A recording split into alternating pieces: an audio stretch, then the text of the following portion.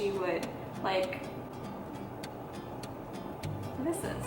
Isn't that just like where your uterus is? And that would be a point for team boy. Ah, I'm afraid. Point for team girl. Am I 25? The tea just got hot. Thank you for your sacrifice.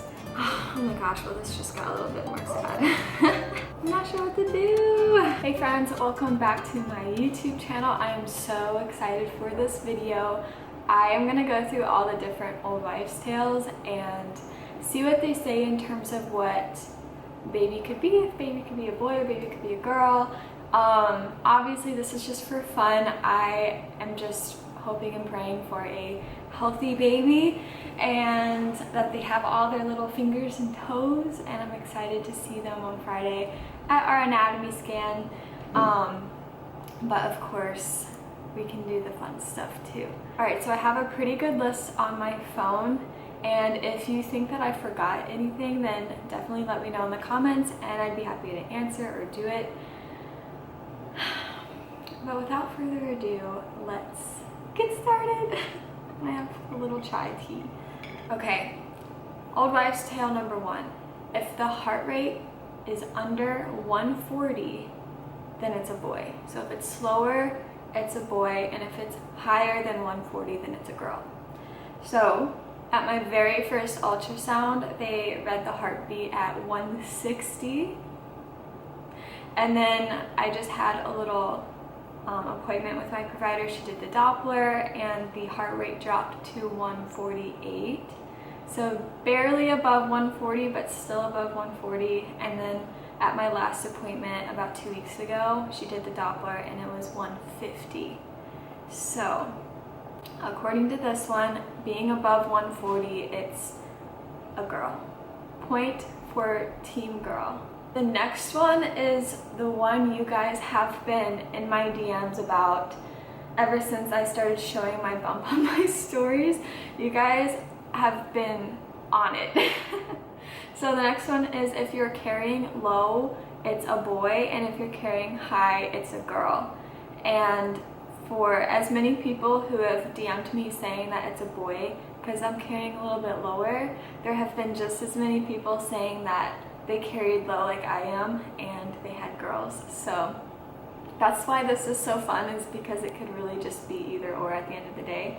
But I'll go ahead and show you what it looks like. I feel like my belly changes shape obviously throughout the day, and then sometimes maybe depending on what I'm wearing it'll change. I don't know, but I'll show you the belly. I think I was wearing these shorts in my last video, but they're so comfy. All right, there we go. I don't know, but just like knowing my body, I'm definitely thicker through the top too.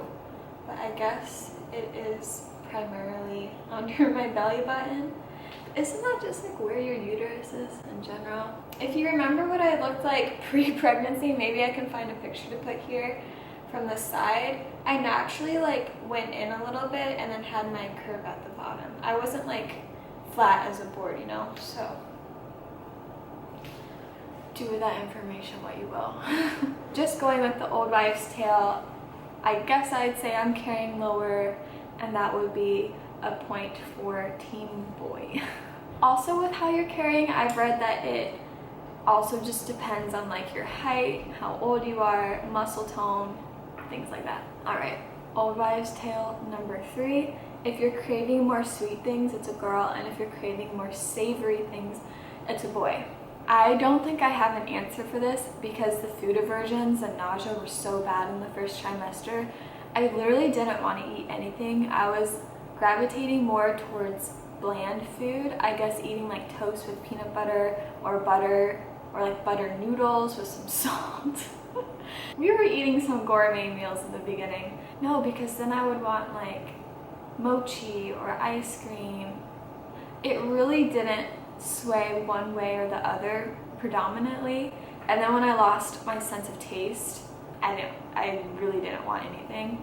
But now that my taste has come back, I want all the food. There is nothing that I'm favoring more than the other. I guess sometimes when I'm like bringing groceries home, I'm like, wow, I really did get a lot more sweet things. I really think that one's inconclusive. If I had to say, maybe it would be more sweet things, which would be team girl, but I'm not very convinced. Old wives' tale number 4 has to do with our good friend morning sickness. If you are quite ill, then you're having a girl. But if you feel fine, then you're having a boy. I was quite ill. There is no doubt that's a point for team girl. The next one is heartburn. If you've had a lot of heartburn, it says that it may mean your baby has a lot of hair and that it may also be a girl. I've actually never had heartburn in my life, and I don't think I've experienced heartburn in this pregnancy so far, so no, I'm very lucky. No heartburn on top of the other miserable symptoms I had, but I guess that would be a point for team boy. Skin, oh my gosh, skin. The tale says that having baby girls causes terrible skin and that boys give you that clear pregnancy glow. Don't be fooled, I am wearing makeup and I'm covering it very well. Actually, I think you might be able to see this one. There's one right there. My skin has been so bad this entire pregnancy that I feel like I'm back in high school again. I suffered with acne. And it's not just on my face either. I mean, it's like mostly down here, but it's on my chest and sometimes on my back, which we just love that, don't we? But I guess that would be a point for team girl. I've lost track of how many points each one has, so maybe I'll put like tallies on the screen. All right, the next one is the ring test, the infamous ring test that I know I've done with my girlfriends over the years, at least a handful of times. So this is where we did it, where we tied a strand of hair to our engagement ring and we would hold it over our hand. Like, the friend would take the string with the ring on it and she would like, what is this? And she would swing it over like your fingers first, and then she would hold it over like the back of your hand and see what it does. That's how we always did it, but this one on Google said to hold it over your belly. Am I supposed to lay down for that? Or do I just like hold it here? I don't know, the directions seem unclear, but I'm going to get a strand of hair and see what it does. I know there's gotta be a loose one in here somewhere. You will be missed. Thank you for your sacrifice. Ah, now I can't lose it. Getting very precise here. Okay, I don't wanna drop it. It's just weird because the ring is just floating. Oh, I'm doing a magic trick. Okay, so I'm gonna do it the way that my friends and I would do it. Ah, I'm afraid. Oh, okay, I think you have a pretty decent view of this experiment. Let's get it all untwisted. So if it's a circle, I believe it's a boy. And if it goes side by side, it's a girl. But we would go like this around each finger. I know, very technical. And then you would hold it over. Oh my gosh, it's a circle, right? Oh my gosh, it's definitely a circle. Okay, we're gonna do it one more time. It's a circle again!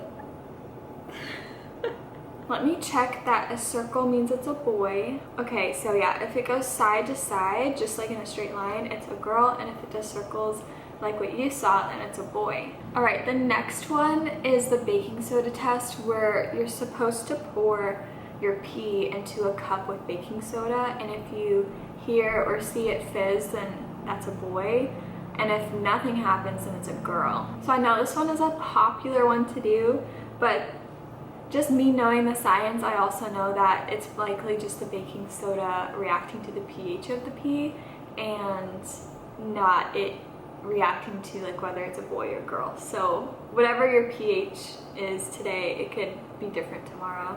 So I'm not gonna do this one because I, one, don't have anything I would want to pee in, and two, I just don't trust it.